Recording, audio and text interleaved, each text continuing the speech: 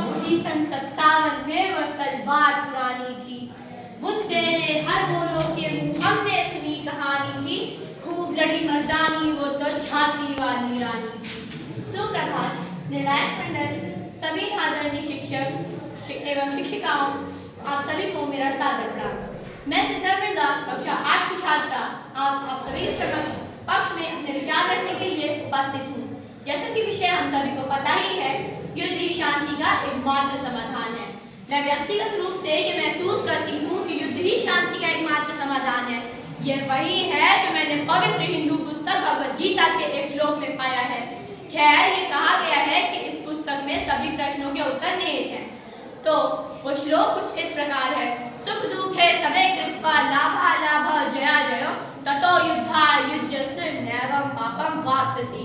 अर्थात श्री कृष्ण ने गीता में कहा, जय पराजय लाभ हानि सुख दुख को समान करके फिर से युद्ध में लग जा। इस प्रकार युद्ध करने से तुम पाप को प्राप्त नहीं होगा। श्री कृष्ण द्वारा अर्जुन को अपनी कायरता त्यागने और युद्ध लड़ने की सलाह एक सरल व्यवहारिक नियम के अनुरूप है, जिसका कृष्ण ने हमेशा पालन किया। लोगों के साथ वैसा ही व्यवहार करें जैसा वे व्यवहार करने के योग्य है। हम शांति स्थापित करने वाले दो समूहों के बीच शांति स्थापित कर सकते हैं। यदि अगर एक समूह युद्ध पर अड़ा है तो आप शांति स्थापित कैसे कर सकते हैं? युद्ध और शांति एक ही सिक्के के दो पहलू हैं। हमें दोनों को अपनाना होगा। यह ऐसा नहीं है कि युद्ध हमेशा होना चाहिए। कुछ समस्याओं में युद्ध अनिवार्य भी हो जाता है। लेकिन जीवन क्या है? जीवन प्लस और माइनस, सकारात्मक और नकारात्मक जैसी विपरीत शक्तियों का संयोजन अतः क्रिया है। हमारी चेतना विरोधाभास और तुलनात्मक शोध पर आधारित है। कोई चीज अपने अस्तित्व के विपरीत के बिना अस्तित्व में नहीं रह सकती। हम ठंड नहीं जान सकते गर्मी जाने बिना, रोशनी नहीं देख पाएंगे अंधेरे में रहे बिना। हम क्या है? जीवन को तो मैंने बताया आप सभी को। युद्ध जब नहीं होगा तो शांति नहीं होगी।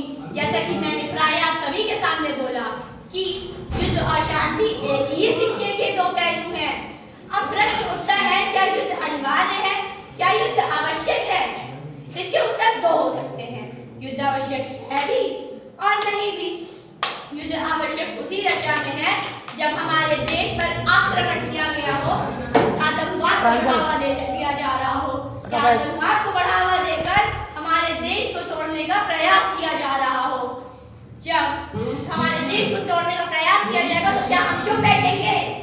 अगर दूसरा समूह युद्ध कर रहा है तो क्या हम चुप होकर सुनेंगे, देखेंगे? क्या हम वहां पे बोल करके खुद को शांति की तरफ, खुद को सुरक्षा की तरफ ले जा सकते हैं?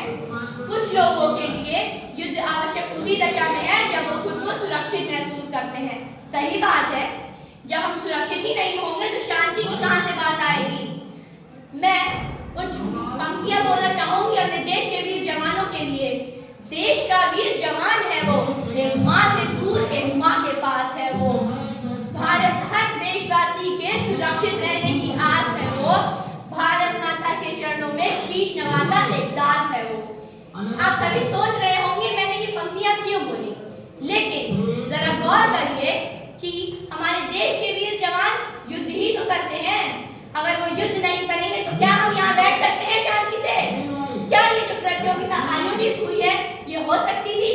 कुछ नहीं हो सकता था, क्योंकि हम सुरक्षित ही नहीं रहते। जब हम सुरक्षित नहीं रहेंगे तो शांति कहाँ से आएगी?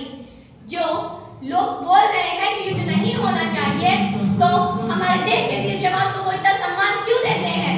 ना देता इतना सम्मान, वो तो युद्ध ही कर रहे हैं। और अब जो गलत करता है उसको दंड मिलना होता है।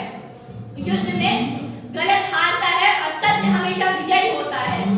मैं अपनी वाणी को विराम देना चाहूंगी, लेकिन मैं चाहूंगी कि आप ये सब कभी ना भूलें कि युद्ध जो करता है वो हमारे लिए लड़ता है।